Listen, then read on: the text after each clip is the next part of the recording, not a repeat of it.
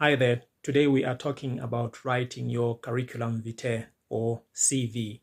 If you've been facing challenges in drafting your CV or you don't know where to start, watch this video up to the end. You will learn one or two things on how to structure a professional CV. Your CV is your personal marketing tool.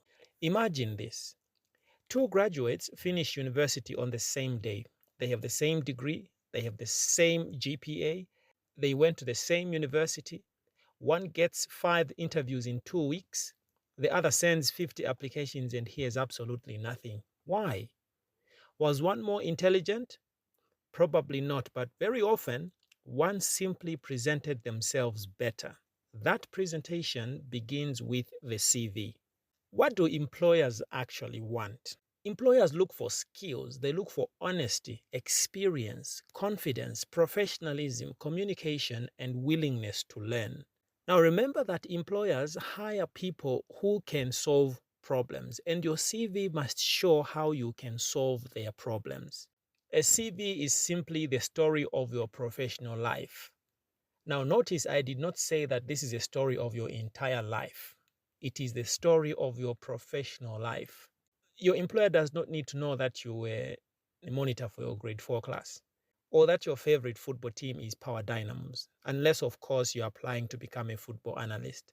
When you're writing your CV, try to think like an employer. Imagine that you own a company, you advertise a position, and within 3 days, you receive 250 applications. Do you think you'll spend 15 minutes reading each CV?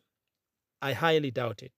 It is common practice that recruiters will only spend a few seconds on an initial scan before deciding whether to continue. So your CV has only one mission: make them keep reading. What makes a good CV? It is clear, it is concise, it is honest, organized, relevant, and easy to read. The golden rule is that a CV is not about you. It is about what you can do for the employer, and that should change the way you design it. What is the structure of a CV? Section 1 will have your personal details. You will include your full name, mobile number, professional email, location, LinkedIn profile, or your website. Avoid including things such as date of birth unless you are requested to do so. Avoid including your marital status, your religion, the number of children, weight, height, tribe, your NRSC number, passport photo unless you've been requested, your favorite color, your blood group. Nobody is going to hire you based on your blood group. And that's the truth. Section 2, this is your professional profile. This is your advertisement or advertisement, depending on your inclination. Instead of writing, I am hardworking, be more specific.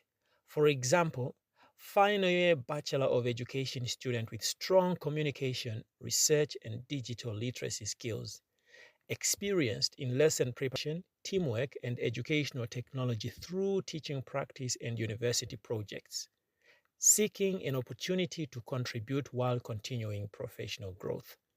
Notice that there is no exaggeration but just evidence which you can prove during the actual interview. Watch out for words such as hardworking, dynamic, innovative, excellent team player when you cannot provide evidence. Section 3 will talk about your education. Start with your highest qualification. Include your institution, the program, years, expected graduation, or if you already graduated, the years when you started and completed your program, relevant achievements. There's no need to list every school from nursery. Your employer is only interested in your qualifications. Section 4 is your work experience. You are probably wondering, but I have never worked before. That's okay, brilliant. But you still have experience. Now let's think broadly here. What counts as experience? For example, teaching practice counts as experience, industrial attachment, volunteer work, student leadership, research projects, church activities, community projects, business, freelancing, peer tutoring, family business. All this will qualify as work experience. Experience is broader than employment. For example, if you are a student who is pursuing an education degree, you want to be a teacher, one of the things you can list as experience is teaching practice. And you can itemize what you did here. For example, prepared lesson plans, managed classrooms, assessed learners, used digital learning tools such as ChatGPT, worked with teachers, and improved learner participation. Notice the action verbs that are used for your experience: prepared, managed, assessed, used, worked, improved, led, facilitated, created, implemented. These are the verbs that you should use to describe your experience. And when you are asked to provide evidence during an interview, you should be able to do that. Section 5, skills. Separate your skills. You may have technical skills. You can list what falls under that. Microsoft Office skills. What exactly can you do? Data analysis skills. You can list what falls under that. Research skills, language skills, computer skills, presentation skills, leadership skills, and so on. Include at least 3 skills that you can use to market yourself. Section 6, achievements, such as scholarships, awards, leadership, competitions, publications, conference presentations, research, community service, and professional certifications. These are the things that you can list under achievements. Section 7, your referees, usually 2 or 3 people who know your work will do the job. Don't put your uncle, your neighbor, or your best friend. Your referee should be able to answer this question: would you employ this person? So how do you tailor your CV to a particular job?